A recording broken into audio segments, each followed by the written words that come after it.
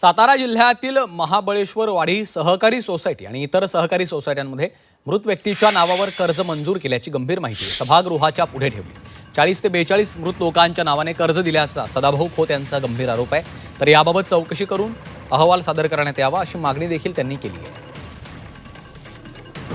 जवळजवळ 40-42 शेतकरी असे आहेत की त्या शेतकऱ्यांना माहीतच नाही की आमच्या नावावरती कर्ज उचललेलं आहे।